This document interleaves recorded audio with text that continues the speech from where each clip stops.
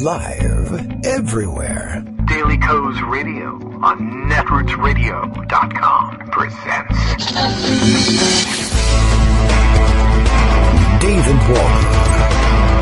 Kagro in the Morning Show.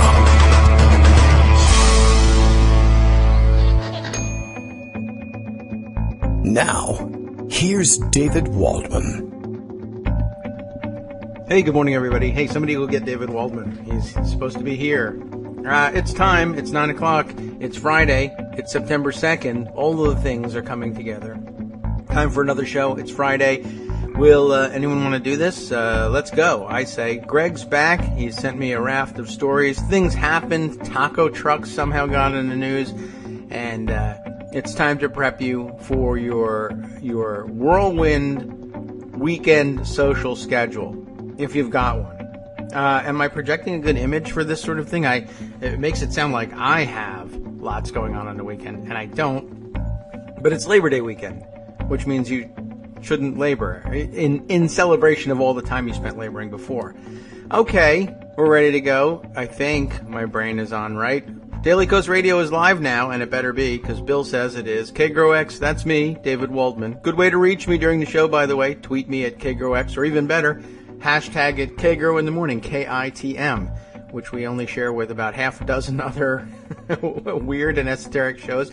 But really, you want to get a point across, yell at me. Well, don't yell at me. That would be distracting. Send me a story you're interested in. Send me your comments on the current story. That's a great way to do it. But Daily Coast Radio is live now, as Bill reminds us. KagroX, that's me, explores the number one issue, the hashtag one issue facing America today: taco trucks on every corner. Of course, you want to get them off the corners of the sidewalk, move them onto the street, where trucks of all sorts belong. But this is the number one problem facing America. It wasn't Trump himself who said it. Was one of his, I guess, weirdo surrogates. I don't really know what the problem is. America's love affair with the taco is well known. They drove Mayonnaise Bell out of business a long time ago. People are not afraid of tacos, although maybe they're afraid of taco trucks, because dangerous and creepy entrepreneurialism could be going on in there. Wonder what I can do. I wish there were. I mean, I'm not a huge fan of taco trucks, and to be honest, I'm not a food truck person. I think you want to bring food off of the truck and into places where they have kitchens that get inspected all the time, and you would cook the food in there. I'm big on trucking the food to a restaurant, but food trucks are a huge trend. People love them, and they do inspect them.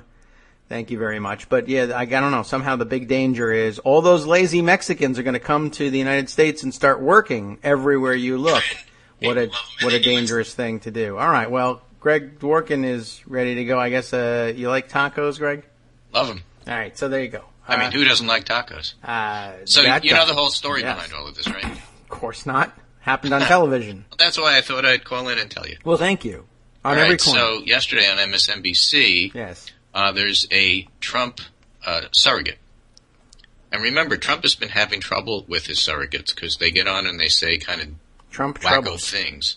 Okay. And then he has to be responsible for them. So this fellow, Marco Gutierrez, the founder of Latinos for Trump, although I have to say, after what happened on Wednesday with the Mexico followed by the hate speech debacle, it's probably now Latino for Trump. Yeah, one guy. Anyway, so he gets on ISIS.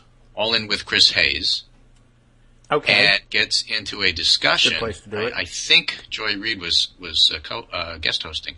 And he warns that you really have to do something about illegal immigration because his culture is imposing and dominant, and if you don't do something about it, you're going to have taco trucks in every corner. Oh, I see. How they're the alpha culture, are they?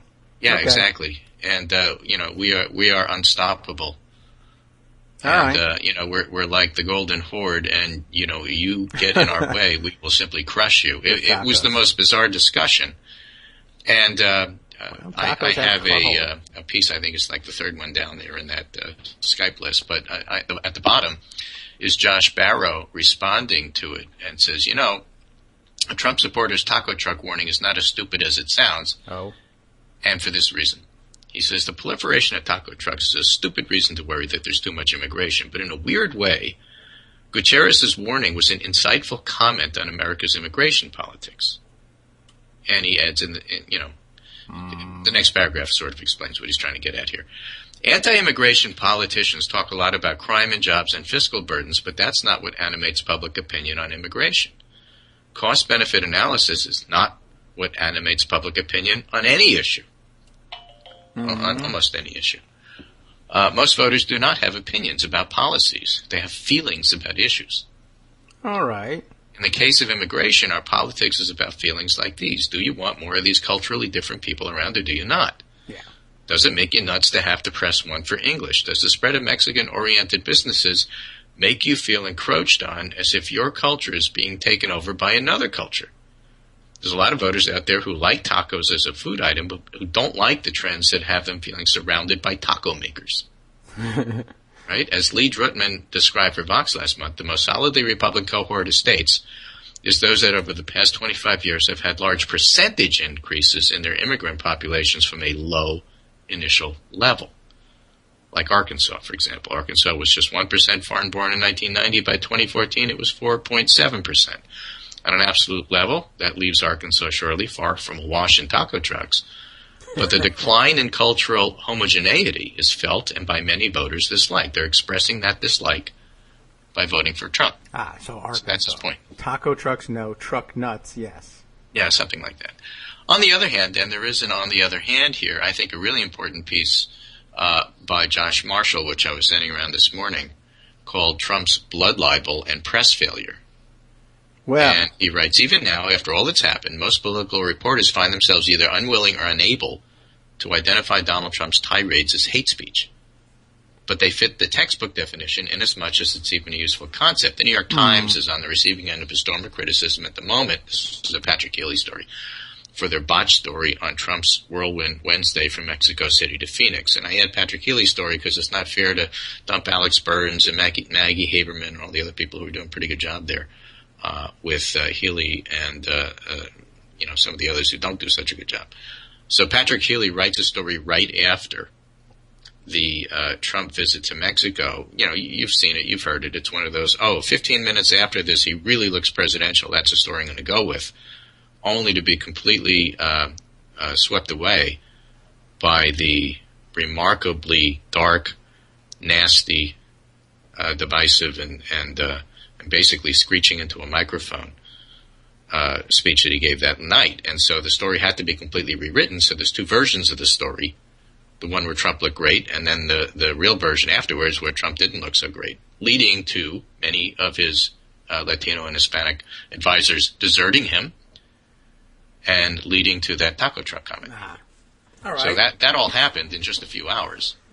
And that's what he meant by the receiving end of a storm of criticism at the moment for their botched story on Trump's whirlwind Wednesday from Mexico to Phoenix, and they deserve it. But the offense is mainly one of laziness and sloppiness, offenses which the Times' privileged position makes it again and again vulnerable to. You write the story about the arc of the day, file it to edit production, but while the piece is on autopilot in those later stages of the journalistic process, the reality of the day changes radically, and you end up publishing a story that is night and day of the reality everybody has just seen. But this embarrassment is a pedestrian stumble. The far greater offense is the one almost every news organization committed with the Times. This isn't tough or hard-edged speechifying. This is hate speech. Yes. Goes on to explain it a little bit. I'm not going to read the whole thing, but this next paragraph is also useful. I'm tired. We Go tend ahead. to think in over-literal or clumsy ways about hate speech. Most often we assume it's a matter of using particular words, referring to a black woman as the N-word or calling a Jew a kike. See, not the K-word. You can say that on the air. And these slurs are often the bread and butter, but you shouldn't because it's like really nasty. And these slurs are often the bread and butter of hate speech, but they don't constitute it themselves. Two African-American comics can have a routine where they use the N-word right and left. That may be good or bad. It's really a debate for the African-American community, but it's not hate speech. Hate speech is rants meant to inflame, inspire fear or rage or violence against a particular class of people. The precise vocabulary is not the heart of the matter.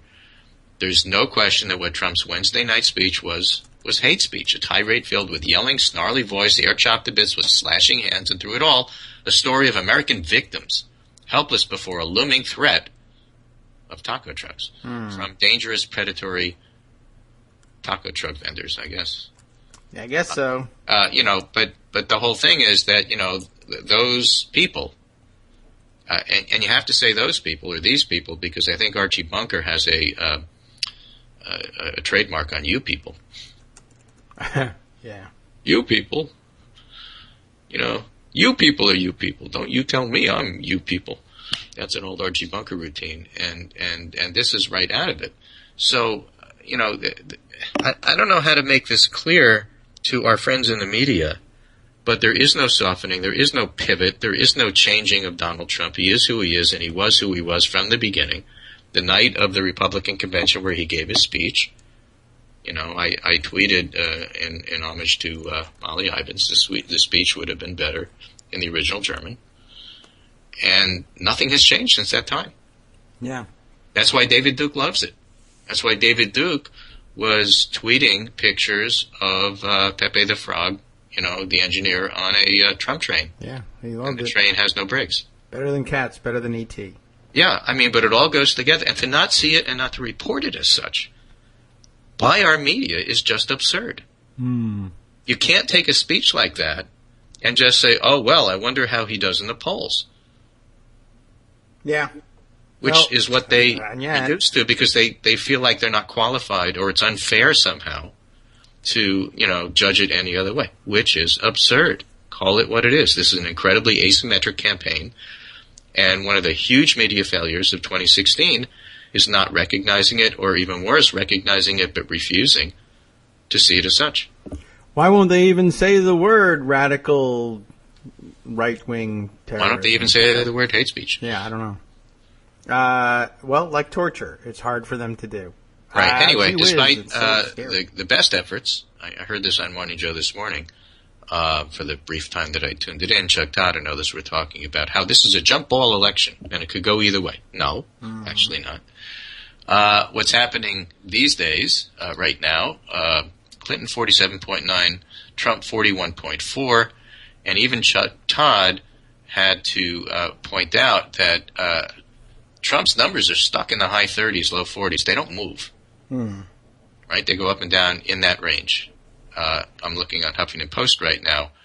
Trump high of 42 and a low of 39.6, and that's since May. So he really has this narrow range below 43, 44. And Clinton's range goes anywhere from 46 to 49. Right today, it's 47.9 compared to 41.4. So that's a pretty solid lead. It's a 48-41. It's a 7-point lead, and that's what a lot of the recent polls show. Fox has Clinton +6. UPIC Voter, one of the online polls, has Clinton +3 after having been tied just a few days ago. Ipsos Reuters, which is all over the place, has Clinton +1. Suffolk USA Today, Clinton +7. Notice that if it's a live caller, Clinton does better by maybe about 2 points. Nate Silver has pointed this out. And if it's an online poll or a panel poll, that's 2 points in Trump's favor. In general, how do you read these polls? We got some nice tips from Harry Enton today over at 538. 13 tips of reading a general election polls like a pro. They're quick, so we'll go through them for our listeners because they know that we're fond of polling. You and pros. Not pros, but fond of polling. So 1, beware of polls tagged bombshells or stunners, because generally they're not true. What? Number 2, take an average. That's how come I'm reporting the HuffPost pollster average. The weird thing about Morning Joe is they're showing the USA Suffolk poll, Clinton +7, at the time that they're saying this is a jump ball. It's on the screen as they're talking. Yeah, we have this USA Suffolk. They said, yeah, we have this USA Suffolk, but it feels to me like it's a jump ball. Okay. Why Everything not? wrong about, gut reporting. Actually, it feels to me that the election is over. One of us is right. We'll see. Anyway, take an average. Number 3, look for polls that use live interviewers. They have a better track record. The live interviewer polls have Clinton 2 points ahead of where the online polls do. Number 4, know the polling firm. Some are way better than others. If we talk about a Quinnipiac poll, and this will be down further, in fact, number 6, check what the pollster said previously. Some pollsters' results lean more towards one party or another. But know the polling firm. Don't get all upset about a Gravis poll or a Rasmussen poll. But if an Anselser poll, from Bloomberg, or if the NBC Wall Street Journal poll says something, pay attention. Beware the unskewers. Check what the pollster said previously. Some pollsters' results lean more towards one party or another. You'll hear us most talk about that when we see a Quinnipiac poll, a Q poll. They do tend to lean Republican a little bit. Consider the motives of the media reporting on the polls. Remember, and we've said this for years and years and years, media likes to report on their own polls.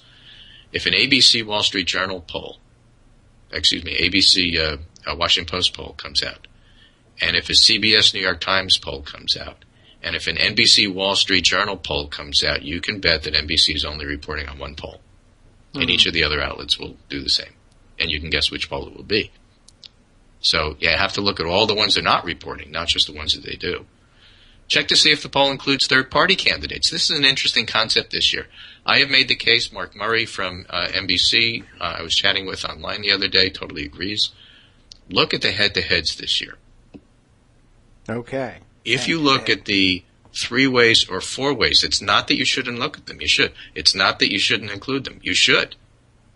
But it's not really going to give you a sense of what's going to happen in November at this point. Here's the case that Harry Enton makes for that. Check to see if the poll includes third-party candidates. Normally, whether a poll includes independent candidates doesn't have too much effect on the margin separating the 2 major party candidates. This year, however, surveys that include the Libertarian Party's nominee Gary Johnson and the Green Party's Jill Stein have shown a closer race than 2-way matchup polls. Pollsters, at the least, should be including Johnson. He's probably going to be on the ballot in all 50 states, and he's polling in the high single digits. Moreover, Johnson does not seem to be fading in the polls as many past third-party candidates have. Drew Linzer, who does the modeling for Daily Kos, had an interesting tweet the other day where he showed that undecideds and third and fourth parties are much higher this year compared to the last 2 elections. So there's a lot of people in that pool. Nonetheless, if you really want to get a sense of where the race is at, you're better off looking at the head-to-heads, not because they're going to be predictive of what the final number is going to be, but the head-to-heads have existed since months ago. And a lot of the, especially online polls, don't necessarily push leaners. And so they get these Clinton up by 3 with, 39 to 36 kind of numbers, and it doesn't really give you a sense of what's going to wind up happening in the end. So, my advice is, for now, look at the head-to-heads. Stein is going to fade. Whether Gary Johnson does or not, he still might fade. It just might be a later, arc of the curve for that. And if you really want to see where the race stands compared to where it stood a while ago, the head-to-heads are your better bet. Mm-hmm. Well, that sounds like it makes there's an intuitive sense in the your guess about which of the third party candidates and fourth party, I guess, candidates would fade. Johnson, I think, is the main alternative for people who really can't stand Hillary Clinton or have never voted for a Democrat in their lives but can't stand Trump. And I think there's dwindling numbers of people who initially maybe entered the contest saying, well, maybe I'll vote for Jill Stein, sort of as a protest vote. And the more offensive and ridiculous Donald Trump gets, the more I think people who were motivated originally not to withhold their votes from Hillary Clinton just say, well, you know what, this guy's bananas, to hell with this thing. It's not a whole lot of them, but it's, I think, that's my guess about downward trends for Stein and holding firm to possibly even growing for Johnson.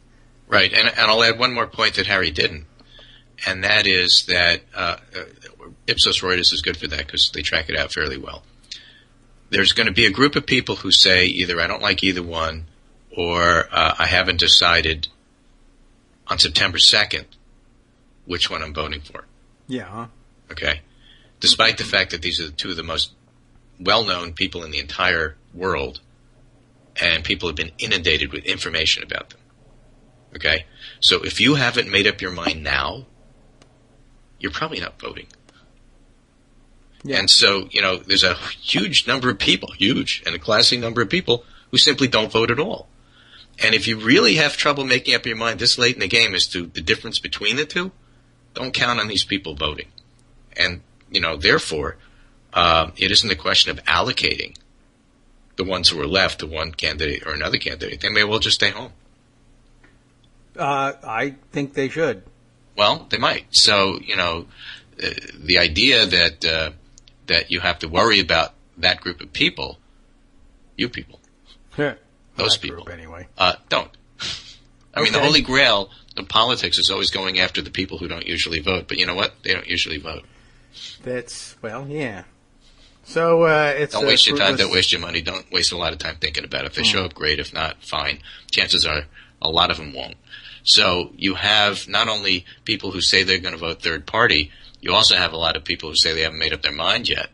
And take them out and just look to see how they're doing head-to-head. You get a much better sense of where the race stands. Okay. Which right now is about 7 points in you his favor. all. And by the way, that hasn't moved in a month. Okay. Well, pretty stable. Yeah, all right. Well, I can't, it's hard to disagree with that advice. You take a second look at head-to-heads, but yeah, don't discount, don't excise. No, look at them all. I mean, absolutely every poll should, in my view, another side of saying the same thing is what's a likely voter? That's true. That's just how do you another know what a way likely of doing voter is this screening. year? The whole thing about Trump, he was supposed to be pulling out all these unlikely voters. So if he's pulling out unlikely voters, how does likely voter screens tell you about what's going on? Yeah. So every poll should include registered voters, likely voters. Remarkably, they're very similar this year. And third parties and fourth parties and head-to-heads. They should have all of them. They should report all of them. A lot of the best polls do. And look at them all and make up your mind. I'm just saying that for me, to try to figure out where the race is going, the smoothest way to do it is just to look at the head-to-heads. But all the other stuff's important. You want to look at all of it. And the best polls include all of it.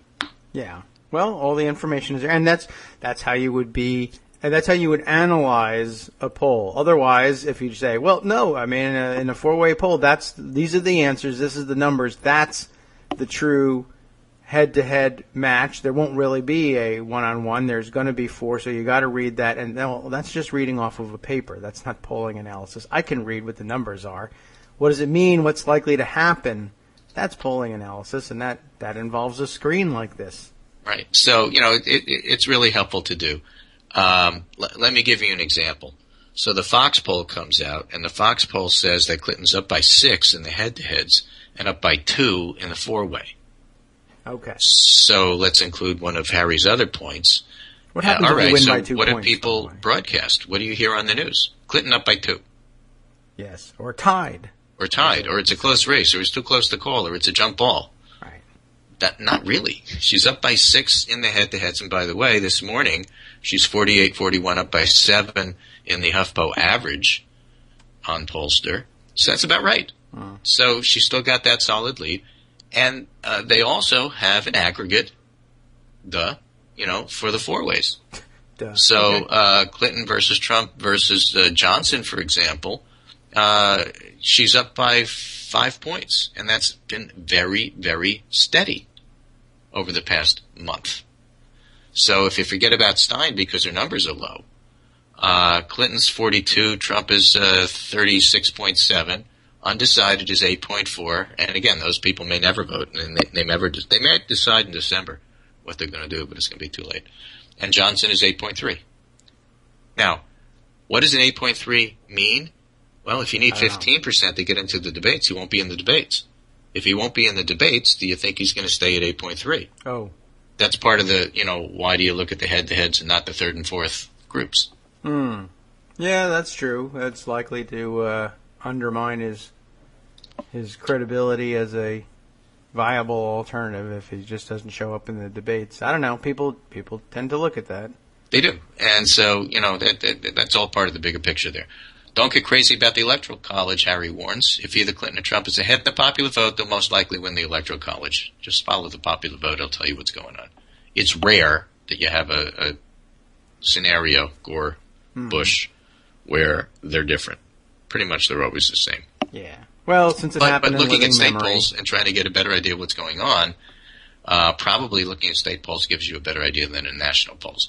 In that's where the Clinton-Trump race has been, in fact, truly narrowing. Okay. In other words, she had double-digit leads in places like Pennsylvania and New Hampshire that are probably half that now. I see. But they're still important leads. So you can look at that and say, look, the race is closing, and you can look at that and say, yeah, she's still ahead by a significant amount where everybody expected the race was going to close because the bump after the Democratic convention wasn't going to last, and she wasn't going to win these states by double digits. Well, I understand you get the same number of electoral votes even if you win by one. Well, yes. But if you only win by one, then chances are places like Arizona, Georgia, maybe even North Carolina truly aren't in play. Whereas if you're winning by 6, they are. Yeah. Still, aggregating the state polls usually provides a better idea who's going to win than the national polls, says Harry. And also, if the polls shift after the debates, wait a little bit. Short-term shifts in polls often reverse themselves, otherwise known as bumps. You get a convention bump, you get a debate bump. Mitt Romney had a good first debate, had a lousy second and third debate. He lost. And by the way, that race was way closer than this one.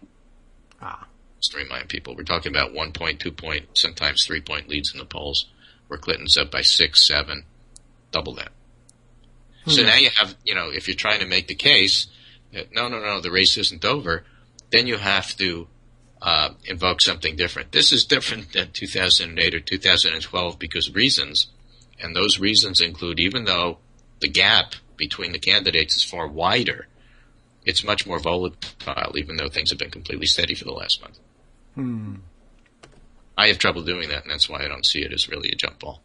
And then finally, even at the end of the campaign, the polls probably won't perfectly predict the results. One of them will, and then they'll say, look, we were the most accurate pollster in 2016. Polls get more accurate as Election Day approaches, but even on the eve of voting, they're not perfect. Everybody talks about the margin of sampling error, but polls are also subject to all kinds of other errors, none of which disappear. The average presidential poll within the final 21 days of the election has been off by 3.6 percentage points since 2000, which, by the way, doesn't matter if you're winning by 7. Oh. You still know who's going to win. Alrighty then. I can live with that. Okay, so that's the numbers part of it. Now we get the gut part of it. This is funny because Politico has these two headline stories. They rotate their headlines. And I was amused to see them. Thinking of it as a jump ball, now really, you look at the numbers, and the numbers tell you that it's tightening, especially in the states, and that's going to drive what happens, but nonetheless, Clinton still maintains a significant lead. And, Trump's Wednesday debacle with Latinos leaving his campaign to emphasize the fact that reading the nighttime Wednesday speech is the bigger event of the two is, in fact, the correct one. Nonetheless, listen to these headlines and see how the gut reporters are looking at it. You ready? You tell me who's ahead after reading these two. Clinton's advisors tell her to prep for a landslide.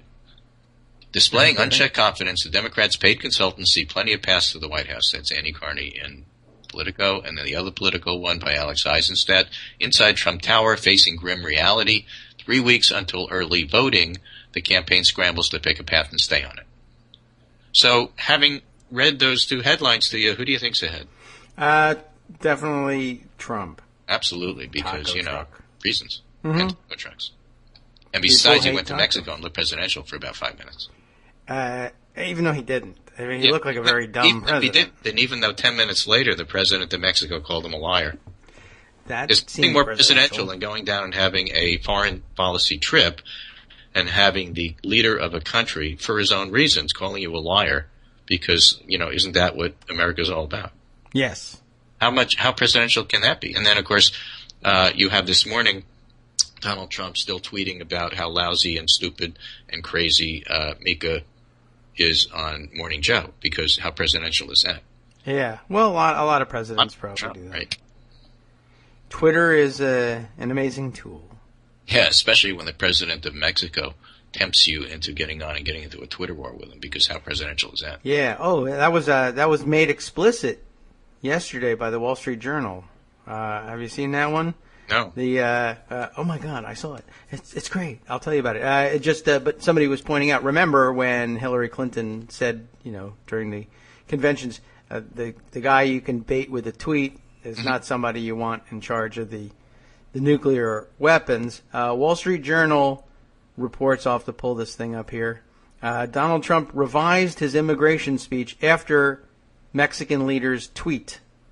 So Monica Langley, apparently, if this holds up as between Pocket View and the Wall Street Journal, yes, reports which article I cannot get, but I can point you to it. Donald Trump revised his wording. I guess essentially once they found out that he was saying they discussed the wall and that he had said Mexico's not going to pay for it, he couldn't take it and either went off script or they rewrote, depending on, I'm not certain what the article alleges, but essentially once he saw that he could no longer go forward with his plan to be presidential in Phoenix and went crazy. And they got that story. Good job, Monica. The story is that a single tweet made him do everything different. Yep. Yeah. Well, the bigger story is that Steve Bannon won the argument with Kellyanne Conway about how to present himself. Yeah. Well, maybe. Does it? There's no brakes on this train. Okay. Well, that's definitely where Bannon wants him. What I can't tell because I can't read the article because the Wall Street Journal is tough with that stuff. But I guess my question is, did they re-script the thing and Bannon say, forget what Kellyanne says, go for it? Or did Trump just say, to hell with this, I'm doing it my way, and that happens to be where Steve Bannon would want him anyway? Not sure. The version I heard, I'll try to see if I could find it here. Donald Trump revised immigration speech after Mexican leader's tweet. Republican added wording about border wall at the last minute after President Enrique Peña Nieto said his nation wouldn't pay for it.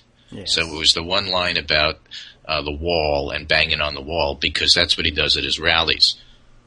Going back to the point that Josh Marshall made about hate speech. Yeah. He brings up Hillary, crooked Hillary, whatever it is he wants to say. The crowd chants back, lock her up, except, and Wednesday night they were yelling, string her up. Oh, that's a new twist. That's a new twist, and that was clearly heard. You could hear somebody in the background yelling that.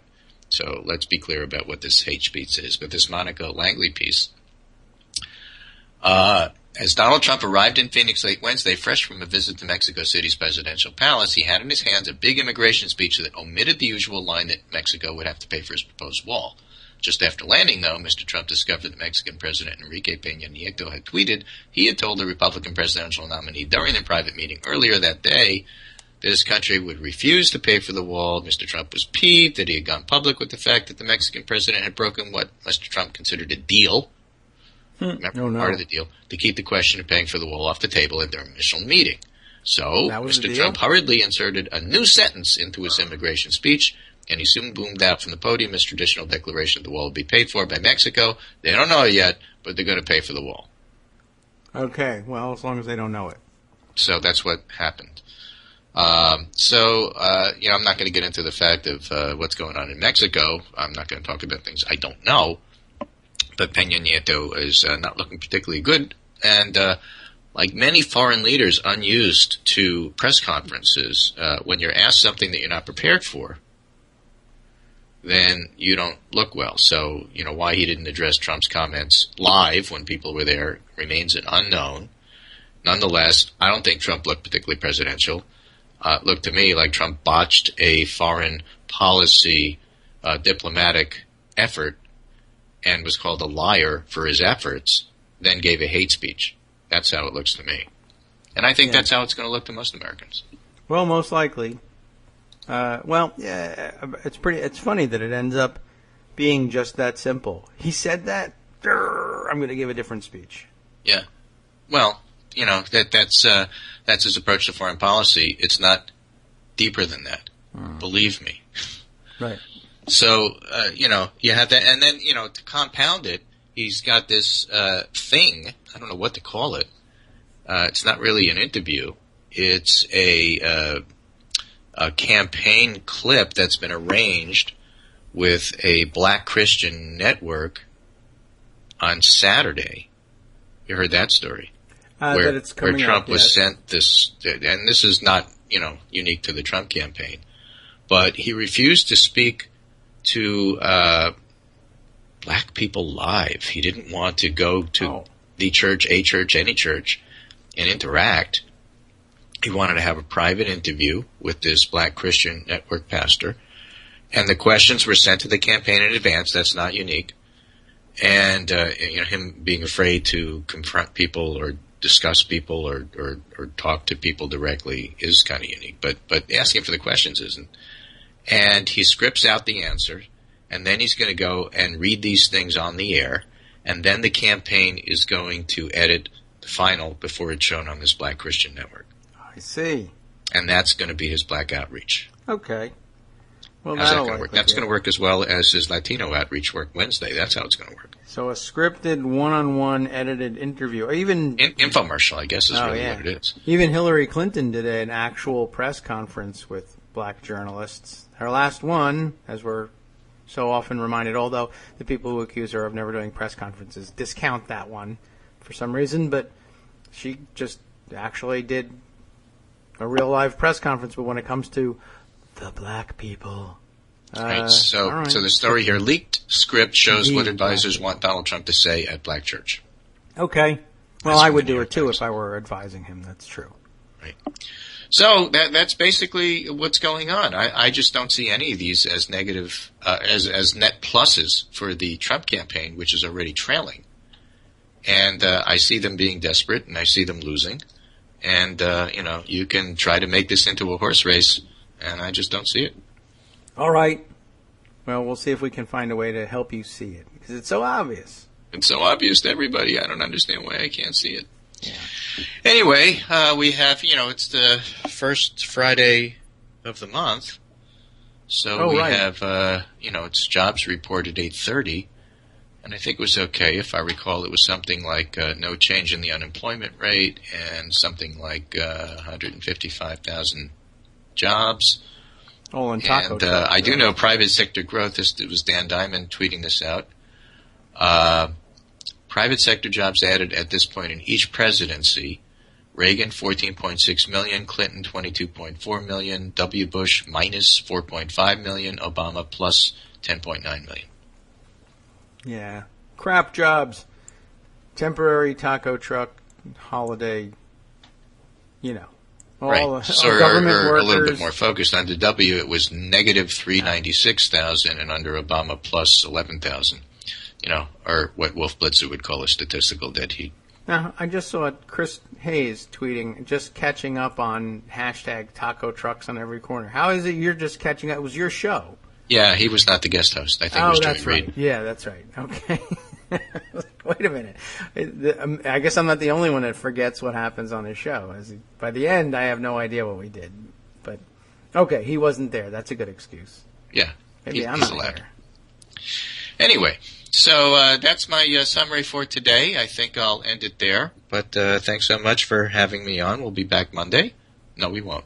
It's a holiday. We'll be back Tuesday, right? We'll be laboring. Yeah, we're laboring on Monday. Right. Yeah, we'll have to respect that. And we'll see what the weather does. The kids are home anyway. And they'll be yelling. And are you expected to get part of the storm? I don't think so. The maps I see, I suppose we'll get some wind, but we're pretty far inland. It'll be off the coast, I think, by the time it gets to northern Virginia. Yeah, the question is how far and whether it's going to stall, as they like to say, and whether ease, and give lots of rain. But we shall see. It's going to be cool over the weekend. I know that.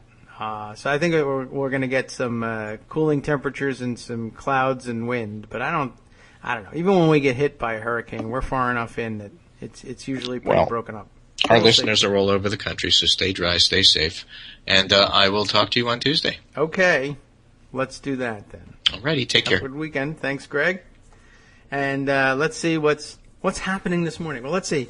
Our breaking news for those of us who like to, keep our minds in the gutter. That's easy. I just saw Josh Barrow tweet, and without adding a think piece on top of it at that, news from New York Magazine. They're at it again on the Roger Ailes front. Those filthy, filthy people at New York Magazine. Did I open the actual article? No. That's interesting. I should do that.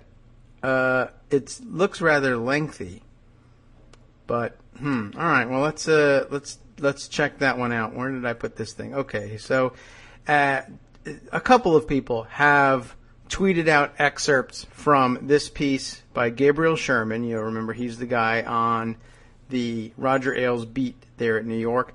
The Revenge of Roger's Angels. How Fox News women took down the most powerful and predatory man in media. That's I like that subtitle, the most predatory man in media.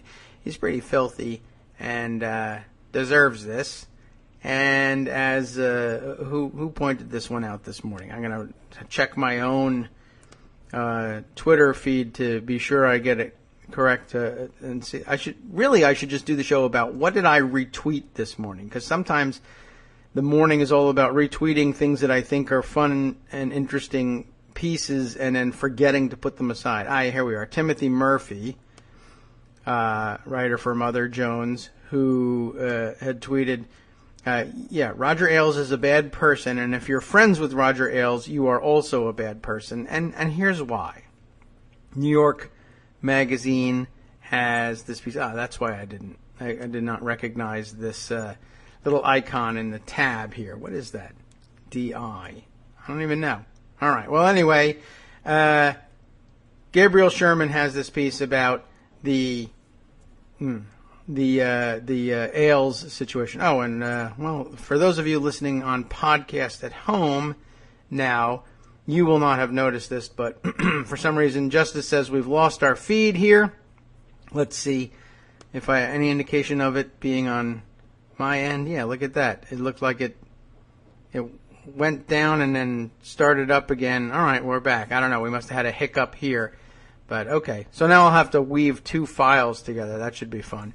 Okay, so you didn't miss anything about the news about Roger Ailes here. I'll get right to the heart of it, I guess, because it's a long piece. It looks like, and who knows how long it'll take us to get to the nugget that Josh Barrow picked out here. I'm trying to think of what did I just say, because I just saw my voice control of my phone, like Siri, start up again, and I don't think I said it. I wonder what it is that triggers this thing. Okay, well, back to the news. So Josh Barrow picked this particular excerpt, I thought, and just sort of commented, oh my, and I think he's right here. Still, the whispers about Ailes and women were growing louder, at whatever point this is. Karam, Karem, Alsina, a former Fox makeup artist, told me what would a Fox makeup artist know about this? She told me, Gabriel Sherman, she grew suspicious when Fox anchors came to see her before private meetings with Ailes to have their makeup done. It's a little odd, but okay. They would say, I'm going to see Roger, gotta look beautiful, she recalled. And then this part, one of them came back down after a meeting and the makeup on her nose and chin was gone. Now, take what you will from that. I think it means she went upstairs and ate a meal with Roger, but ate like a dog off a plate on the floor. Probably, maybe that was it. I don't know. I'm sure many of you imagine something different, and you're probably right. I was just trying to come up with something else, but let's see if we can't get the gist of this thing here from Gabriel Sherman's piece, and then we can move on to some more. Some other issues in the roundup, but it's important to stay on top of the Ailes situation. Just so you don't forget, he's still advising Donald Trump. He's still helping him prep for debates and advising him on his election, and he really ought to be arrested at this point and taken off the street, but okay. It took 15 days to end the mighty 20-year reign of Roger Ailes at Fox News, one of the most storied runs in media and political history. That storied run and that political history apparently obscuring a serial rapist, essentially, hiding inside Fox News and using it as a dating service that also happened to put out something that looked a little bit like news and made it sort of dominated politics for about a quarter century and drove the basest of political narratives and, changed our history. And all because he wanted to rape the employees there. How weird. Anyway, Ailes built not just a conservative cable news channel, but something like a fourth branch of government. That's a good way of putting it. A propaganda arm for the GOP, an organization that determined Republican presidential candidates, sold wars, this is what I mean, thank you, Gabriel, and decided the issues of the day for 2 million viewers. That the place turned out to be rife with grotesque abuses of power has left even its liberal critics stunned. More than 24 women have come forward to accuse Ailes of sexual harassment, and what they have exposed is both a culture of misogyny and one of corruption and surveillance, smear campaigns, and hush money, with implications reaching far wider than one disturbed man at the top, though that would be enough. I'll add. It began, of course, with a lawsuit. All of the people who might have brought down Ailes, of all of them, that should be, the former Fox and Friends anchor Gretchen Carlson was among the least likely. A 50-year-old former Miss America, she was the archetypal Fox News anchor, blonde, right-wing, and proudly anti-intellectual. A memorable Daily Show clip showed Carlson saying she needed to Google the words czar and ignoramus. Ay, ay. But television is a deceptive medium. Off-camera, Carlson is a Stanford and Oxford-educated feminist who chafed at the culture of Fox News. She was just playing a character there, I guess. Possibly. We do what we have to do sometimes to get along. I guess we can all agree that that's a possibility. When Ailes made harassing comments to her about her legs and suggested she wear tight-fitting outfits after she joined the network in 2005, she tried to ignore him. That's par for the course for pretty much any working woman anywhere. We know that story. It's not uncommon in the least. But eventually he pushed her too far. When Carlson complained to her supervisor in 2009 about her co-host Steve Doocy, who cares about that idiot, right? I mean, we can complain about that guy, who said who she said condescended to her on and off the air. Ailes responded that she was a man-hater and a killer who needed to get along with the boys. After this conversation, Carlson says her role on the show diminished. In September 2013, Ailes demoted her from the morning show Fox and Friends to the lower-rated 2 p.m. time slot.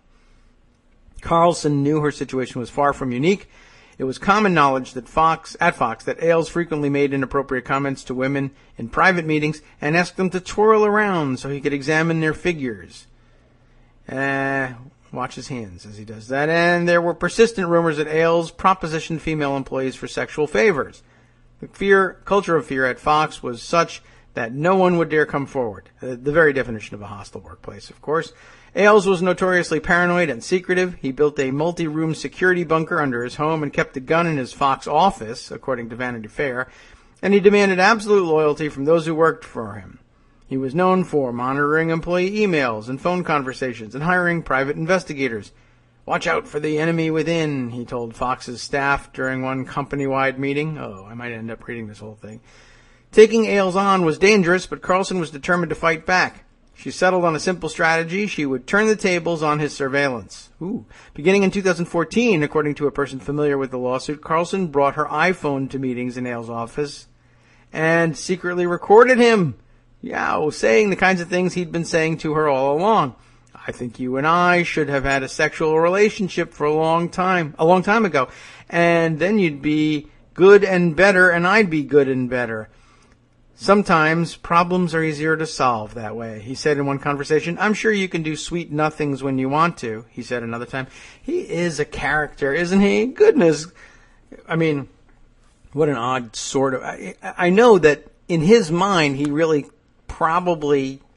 I don't know whether he really thinks it or he just thinks he's justifying it, but he really thinks that having sex with his employees helps solve problems. I mean, I don't know whether he really believes it or he just makes himself believe it so that he doesn't kill himself, because I think to any thinking person, this is obviously too disgusting to go on, and you can't stop either, so maybe the best bet is just to end it all, or, retire might work too, but I have a feeling you're probably going to, go on to abuse people elsewhere as well. This is an ongoing problem for you. So I guess that's the story he tells himself. I'm making things better. I'd be good and better, not at sex per se, although that's probably part of it too. It's just they'd get along better. That's the way he solves problems. He just feels more at ease, I guess, if he gets his way sexually. Well, that's not surprising. There's a physiological basis for that. It's just don't indulge it, you perv. After more than a year of taping, I mean, you can indulge it with people with which you have a real relationship. That's, never mind. I don't need to tell you people this.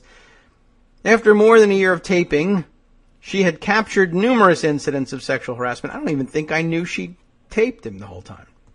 Carlson's husband, sports agent Casey Close, put her in touch with his lawyer, Martin Hyman, who introduced her to employment attorney Nancy Erica Smith. It's a big network here. Smith had won a sexual harassment settlement in 2008 for a woman who sued former New Jersey acting governor Donald DeFrancesco. My word. I hate bullies, Smith told me. I became a lawyer to fight bullies, but this was riskier than any case she'd tried. You guys got a television network. Carlson's Fox contract had a clause that mandated that employment disputes be resolved in private arbitration, which meant Carlson's case could be thrown out and Smith herself could be sued for millions for filing. Even filing a regular, that's it. That's a good point. You mandated arbitration, you file a regular lawsuit, you got problems. Carlson's team decided to circumvent the clause by suing Ailes personally rather than Fox News. They hoped that with the element of surprise, they would be able to prevent Fox from launching a preemptive suit that forced them into arbitration. Good plan. The plan was to file in September of 2016 in New Jersey Superior Court. Ailes owns a home in Cresskill, New Jersey. But their timetable was pushed up when, on the afternoon of June 23rd, Carlson was called into a meeting by Fox General Counsel Diane Brandy and fired the day her contract expired. Smith, bedridden following surgery for a severed hamstring, raced to get the suit ready. Over the 4th of July weekend, Smith instructed an IT technician to install software on her firm's network and Carlson's electronic devices to prevent the use of spyware by Fox. We didn't want to be hacked, Smith said. They filed their lawsuit on July 6th. Carlson and Smith were well aware that suing Ailes for sexual harassment would be big news in a post-Cosby media culture, interesting, that had become more sensitive to women claiming harassment, more sensitive to their foolish dismissal of women claiming harassment, I think, is true too. Still, they were anxious about going up against such a powerful adversary. What they couldn't have known was that Ailes' position at Fox was already much more precarious than ever before. This is rather intriguing. Gabriel, you're winning me over here. I knew you would. When Carlson filed her suit, 21st Century Fox executive chairman Rupert Murdoch and his sons, James and Lachlan, were in Sun Valley, Idaho, attending the annual Allen and Company media conference. James and Lachlan, who are not fans of Ailes, good to know, have been taking on bigger and bigger roles in the company in recent years. Technically, and much to his irritation, Ailes has reported to them since June of 2015, and they were quick to recognize the suit as both a big problem and an opportunity. They're such entrepreneurs. Within hours, the Murdoch heirs persuaded their 85-year-old father, who historically has been loath to undercut Ailes publicly, to release a statement saying, "We take these matters seriously." They also persuaded Rupert to hire the law firm Paul, Weiss, Rifkind, Wharton, and Garrison to conduct an internal investigation into the matter. Making things look worse for Ailes, 3 days after Carlson's suit was filed, New York published the accounts of 6 other women who claimed to have been harassed by Ailes over the course of 3 decades. A few hours after the New York report, Ailes held an emergency meeting with longtime friend Rudy Giuliani and lawyer Mark Mukasey at his home in Garrison, New York, according to high-level Fox sources. Rudy Giuliani, a sex addict in his own right, of course, charging all of his Scroober rides to his then-girlfriend's house in Long Island, to the city. Sex on the City, you all remember that one. Ailes vehemently denied the allegations. The next morning, Ailes and his wife, Elizabeth, turned his second-floor office at Fox News into a war room. "It's all BS. We have got to get in front of this," he said to executives. "This is not about money. This is about his legacy," said Elizabeth, who somehow avoided the temptation to search his office with ultraviolet light. Probably a good idea. You don't want to do that. You'll learn things you don't want to about your husband. According to a Fox source, as part of this counteroffensive, Ailes rallied Fox News employees to defend him in the press. Fox and Friends host Ainsley Earhart called Ailes a family man, which means nothing. Fox business anchor Neil Cavuto wrote, reportedly of his own volition, an op-ed labeling Ailes' accusers, quote, sick. My. Ailes' legal team attempted to intimidate a former Fox correspondent named Rudy Bakhtiar, who spoke to New York about her harassment.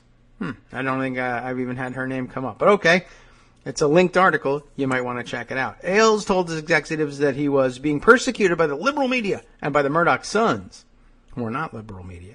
According to a high-level source inside the company, Ailes complained to 21st Century Fox General Counsel Gerson Zweifach that James, whose wife had worked for the Clinton Foundation, was trying to get rid of him in order to help elect Hillary Clinton. Yeah, I'm sure that's what will work with Fox. At one point, Ailes threatened to fly to France, which doesn't sound like much of a threat, where Rupert Murdoch was vacationing with his wife, Jerry Hall, not the other wife, the ex-wife who's vacationing with Ivanka Trump and dating Vladimir Putin, allegedly, in an effort to save his job. Perhaps Murdoch told him not to bother because the trip never happened. According to a person close to the Murdochs, Rupert's first instinct was to protect Ailes, who had worked for him for 2 decades. The elder Murdoch can be extremely loyal to executives who run his companies, even when they cross the line. The most famous example of this is Sun editor Rebecca Brooks, remember, who he kept in the fold even after the UK phone hacking scandal. Also, Ailes has made the Murdochs a lot of money. Fox News generates more than $1 billion annually, which accounts for 20% of 21st Century Fox's profits. And Rupert worried that perhaps only Ailes could run the network so successfully. Well, whatever. That day will come anyhow. Rupert is in the clouds. He didn't appreciate how toxic an environment it was that Ailes created. A person close to the Murdochs said, if money hadn't been so good, then maybe he would have asked questions. That's possible. But of course, the toxic environment that Ailes created was to make everybody on the outside think it was a news network, whereas everybody on the inside knew it was a sex ring, which increasingly, I believe, runs the world.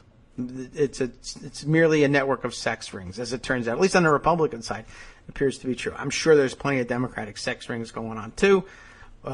Bring it on. Disappoint me, guys. Anyway, beyond the James and Lachlan factor, the relationship between Murdoch and Ailes was also becoming strained. Murdoch didn't like that Ailes was putting Fox so squarely behind the candidacy of Donald Trump, and he had begun to worry less about whether Fox could endure without its creator. In recent years, Ailes had taken extended health leaves from Fox, and the ratings held. Now Ailes made himself a true liability. More than 24 Fox News women told the Paul Weiss lawyers about their harassment in graphic terms. The most significant of the accusers was Megyn Kelly, who is in contract negotiations with Fox and is considered by the Murdochs to be the future of the network. So important to Fox is Kelly that Lachlan personally approved her reported $6 million book advance from Murdoch-controlled publisher, key to note, HarperCollins, according to 2 sources. As the inevitability of an ouster became clear, chaos engulfed Ailes' team after news broke on the afternoon of July 19th that Kelly had come forward. Ailes' lawyer, Susan Estrich, tried to send Ailes' denial to Drudge, but mistakenly emailed the draft of Ailes' proposed severance deal, which Drudge briefly published instead. Oh my God, that's fantastic. Oh, every idiot involved in this got burned by that one. Also that day, Ailes' allies claimed to conservative news site Breitbart, where have we heard that name before, that 50 of Fox's biggest personalities were prepared to quit if Ailes was removed, though in reality there was no such pact. But I'm sure Breitbart was happy to traffic in that one. That evening, Murdoch used one of his own press organs to fire back. His organs.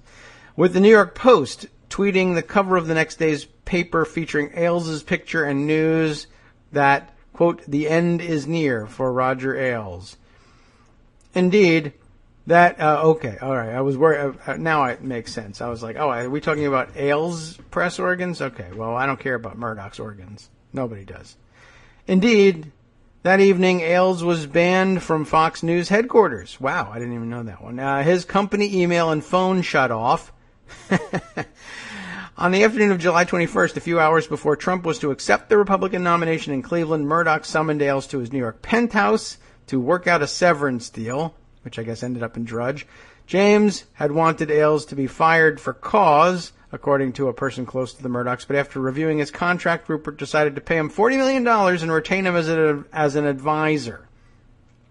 What a courageous act. Ailes, in turn, agreed to a multi-year non-compete clause that prevents him from going to a rival network, but notably not to a political campaign. Murdoch assured Ailes that, as acting CEO of Fox News, he would protect the channel's conservative voice. "I'm here and I'm in charge," Murdoch told Fox staffers later that afternoon with Lachlan at his side. James had gone to Europe on a business trip. That night, Rupert and Lachlan discussed the extraordinary turn of events over drinks at 11 Madison Park. The Murdochs must have hoped that by acting swiftly to remove Ailes, they had averted a bigger crisis, but over the coming days, harassment allegations from more women would make it clear that the problem was not limited to Ailes, but included those who enabled him. Both the loyal deputies who surrounded him at Fox News — you can't keep doing this in your office and get away with it and not have accomplices — and those at 21st Century Fox who turned a blind eye. Fox News masquerades as a defender of traditional family values, claimed the lawsuit of Fox anchor Andrea Tantaros, who said she was demoted and smeared in the press after she rebuffed sexual advances from Ailes. But behind the scenes, it operates like a sex-fueled Playboy Mansion-like cult, steeped in intimidation, indecency, and misogyny. And that's bad, in and of itself. Murdoch knew Ailes was a risky hire. That's interesting. That'll come up. When he brought him in to start Fox News in 1996, Ailes had just been forced out as president of CNBC under circumstances that would foreshadow his problems at Fox. No one could have predicted. While his volcanic temper, paranoia, and ruthlessness were part of what made Ailes among the best television producers and political operatives of his generation, those same attributes prevented him from functioning in a corporate environment. I don't know about that. Seems like they're pretty typical traits of CEOs all over the place. Once you get to a certain level, the things that get you fired at every level below become assets. He's just a strong leader figure. What can you do? But this was, I guess, a particularly vulnerable moment for him. He hadn't lasted in a job for more than a few years. "I have been through about 12 train wrecks in my career. Somehow I always walk away," he told an NBC executive, never stopping to realize somehow I keep getting involved in more train wrecks. Why do train wrecks keep happening to me, he wonders. By all accounts, Ailes had been a management disaster from the moment he arrived at NBC in 1993. But by 1995, things had reached a breaking point. In October of that year, NBC hired the law firm Proskauer Rose to conduct an internal investigation. Sounds familiar. After then, NBC executive David Zaslav told Human Resources that Ailes had called him, quote, a little effing Jew prick, which I think you can still say on the air, but not the effing part, in front of a witness. What a gem. This guy is a super winner. Let's make him CEO of another thing. Zaslav told Proskauer investigators he feared for his safety. I view Ailes as a very, very dangerous man. I take his threats to do physical harm to me very, very seriously. I feel endangered both at work and at home, he said, according to NBC documents, which I, not me, Gabriel did, first published in my 2014 biography of Ailes, and for which he drew a lot of private surveillance as well. CNBC executive Andy Friendly also filed complaints. I, along with several of my most talented colleagues, have and continue to feel emotional and even physical fear dealing with this man every day, he wrote. The Proskauer report chronicled Ailes' history of abusive, offensive, and intimidating statements and threats and personal attacks. Ailes left, that was a quote, by the way, Ailes left NBC less than 3 months later. But just like Strom Thurmond getting kicked out of the Democratic Party, where does he go? The Republican Party? Abusive a-hole gets fired by NBC. Where does he go? Fox, and creates Fox News. What NBC considered fireable offenses, Murdoch saw as competitive advantages, because he's disgusting as well. He hired Ailes to help achieve a goal that had eluded Murdoch for a decade, busting CNN's cable news monopoly. Back in the mid-1990s, no one thought it could be done. I'm looking forward to squishing Rupert like a bug, CNN founder Ted Turner boasted at an industry conference, but Ailes recognized how key wedge issues, race, religion, class, could turn conservative voters into loyal viewers. So that's very interesting, right? Or a Southern strategy for a cable news network. How can I build a sex club for myself? I've got an idea. Let's use divisions of race, religion, and class to destroy American politics so that nobody pays attention to the fact that I am hiring people I'm sexually interested in and then trying to rape them at work for a living. Okay, let's try it. America's clearly interested in having that happen. And we were, I guess. By January 2002, Fox News had surpassed CNN as the highest-rated cable news channel, but Ailes' success went beyond ratings. The rise of Fox News provided Murdoch with the political influence in the United States that he already wielded in Australia and the United Kingdom, and by merging news, politics, and entertainment, and a little rape, in such an overt way, Ailes was able to personally shape the national conversation and political fortunes as no one ever had before. I'm really glad for this piece, Gabriel, because this is the kind of stuff I've been trying to get across on the radio show and in tweets since you began writing. This all seemed implicit, and I'm glad you're making it explicit. This is terrific. That's why I'm continuing with it. It is not a stretch to argue that Ailes is largely responsible for, among other things, the selling of the Iraq War, the swift voting of John Kerry, the rise of the Tea Party, the sticking power of a host of Clinton, I would say, quote-unquote, scandals, and the purported illegitimacy of Barack Obama's presidency. All of that steaming pile of crap traces back to this guy who was only coming up with stuff that outrageous so that he could maintain the front for his sex ring. How about that? This guy needed to get off so badly, he effed up America for a quarter century just so you would look at that and not what he was doing with his hand in his pocket asking Fox News anchors to twirl around for him. That's how desperate this guy was. You paid for this guy's sex life. And a lot of people paid for it with their lives. People died in Iraq because this guy wanted to, whack it in the office and thought that I think I can, those are words I can use on the radio, though everybody knows exactly what I'm talking about. That's what this guy's life was about. And people will look at me cross-eyed and funny and fire me if I don't give you a bigger distraction somewhere else. So fine. The president's a Kenyan Muslim with no birth certificate, and this guy has weapons of mass destruction, and we got to invade them and have the army over there. And if you're not covering what's going on with the army, then you're not patriotic. Hey, honey, how about a little shag in the office? All right. That seems like a great way to run America. Why not? Fantastic. What a good job. Execute this man, please. Ailes became untouchable. At News Corp, he behaved just as he had at NBC, but Murdoch tolerated Ailes' abusiveness because he was pleased with the results.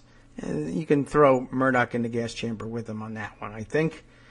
Ailes used Fox's payroll as a patronage tool, doling out jobs to Republican politicians, friends, and political operatives. He made his personal lawyer, Peter Johnson Jr., a regular guest on Fox shows. Then I don't have to pay you, right? That's an interesting trade, too, right? I'm going to be involved in a lot of lawsuits because any one of these people I rape could sue me at any time. Plus, I want to pursue them, and I want to sue people who say bad things about me, and they will say bad things about me because I'm a crazy sex ring running pervert wacko, and I expect that will result in some legal problems. But I don't want to pay you. That's too costly for me. How about instead I arrange for a permanent gig for you to come on here and you get paid by the network. And what do you care? As long as there's cash in your pocket. Will that do for you? Yeah, it's fine by me. Okay, great. Free legal representation. On all of you idiots. Family values morons paying for this guy's cover-up of his rapes. Good job, everybody. If you like Fox News, you're a bad person and you should feel bad. You paid for this. Ailes used Fox's payroll as a patronage tool, right? Okay, as we just did that one about Peter Johnson. A regular guest does this, by the way. Despite producers' misgivings about Johnson's on-air performance, they nicknamed Johnson the must-do. Like, you gotta put him on the air. Manny Alvarez, Ailes' wife's doctor, became a medical commentator. She's so expensive, and rather than treat her and pay for it out of pocket or raise my premiums or what have you, even though I'm sure they could charge all of that to Fox News, we'll put you on the air and you'll be rich just the same, just don't bill us. I bet that happened as well.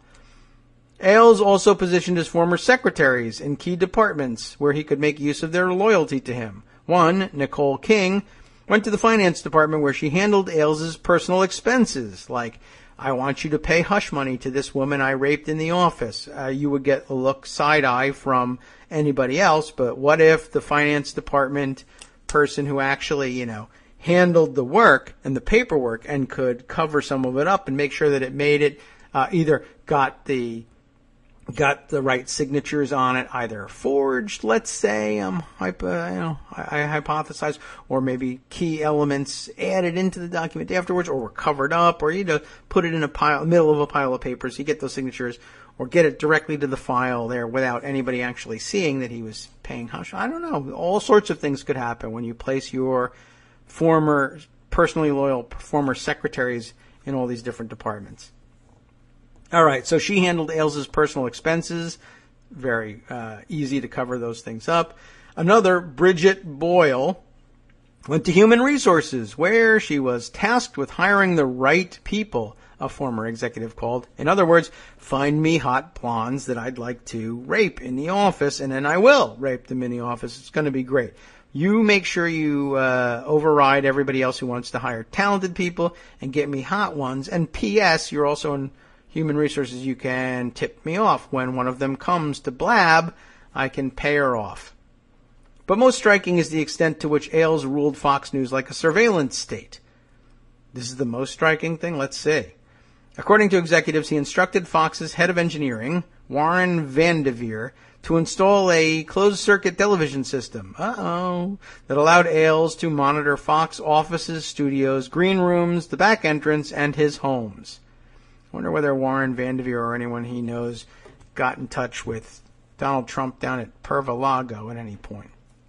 When Ailes spotted James Murdoch on the monitor smoking a cigarette outside the office, he remarked to his deputy Bill Shine, "Yowza, tell me that mouth hasn't, my goodness, engaged in oral..."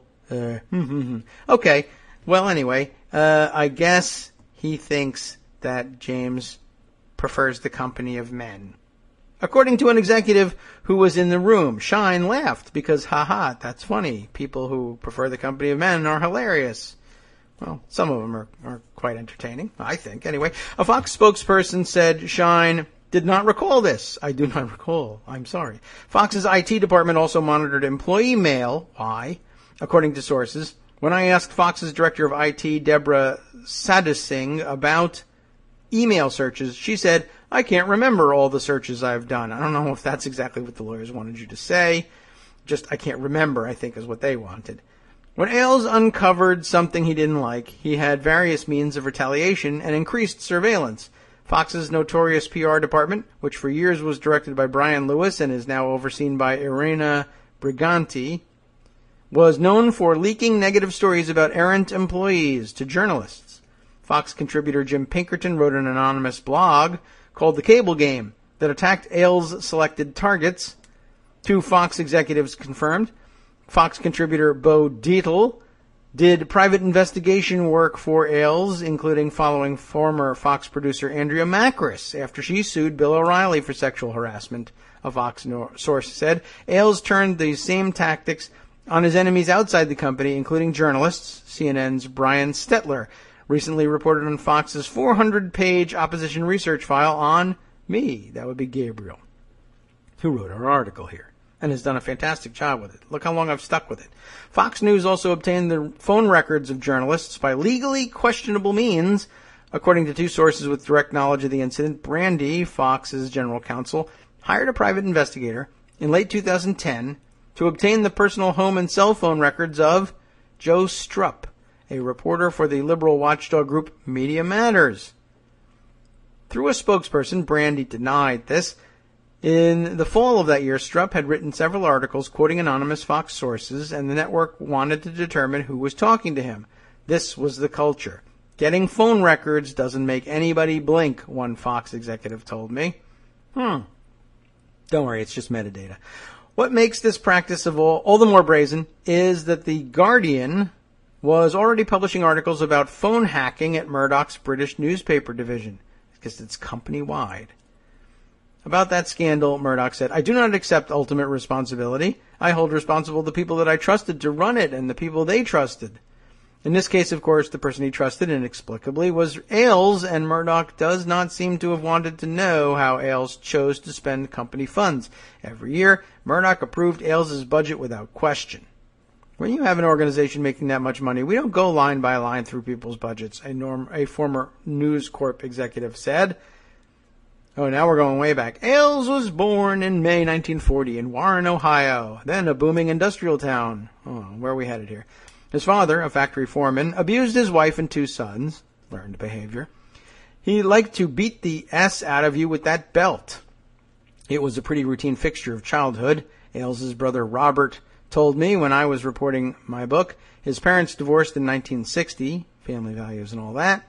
Oh my goodness. Divorce? How horrible. Well, okay, abuse would be the problem. In court papers, Ailes' mother alleged that her husband, quote, threatened her life and to do her physical harm. Perhaps as an escape, Ailes lost himself in television and later in rape. He suffered from hemophilia and was often homebound from school, so he spent hours on the living room couch watching variety shows and westerns. He analyzed it and he figured it out. His brother told me of Ailes' fascination with TV.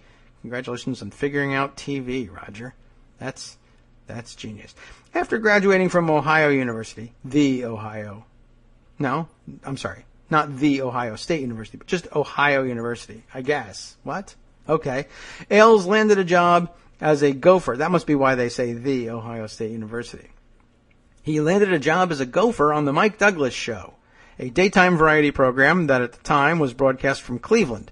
Within 4 years, he had muscled aside the show's creator and more seasoned colleagues to become the executive producer. That's pretty good. Gopher to executive producer in 4 years. Huh. Ailes' mentor at the Mike Douglas Show, Chet Collier, who would later serve as his deputy at Fox, drilled into him the notion that television is a visual medium. I'm not hiring talent for their brain power, Collier would say. Though Ailes had married his college girlfriend, he used his growing power to take advantage of the parade of beautiful women coming through his office, hoping to be cast on the show. Over the past 2 months, I interviewed 18 women who shared accounts of Ailes' offering them job opportunities if they would agree to perform sexual favors for him. I like the way, that's a great phrasing. I always enjoyed the phrasing of sexual favors. Thanks. Would you do me a favor? Would you be quiet while I rape you? Yes, that would be a terrific favor. And for his friends. And I guess that's how he gets friends, right? Again, the theory becomes that the whole Republican world, anyway, I don't know, maybe the whole world runs on sex rings. And I get the sense that even like it's part of the explanation of like alt-right. You remember when we were talking about the other day, reading the description that the person had given of being at the Breitbart party at the Breitbart embassy that the Egyptian politician owns?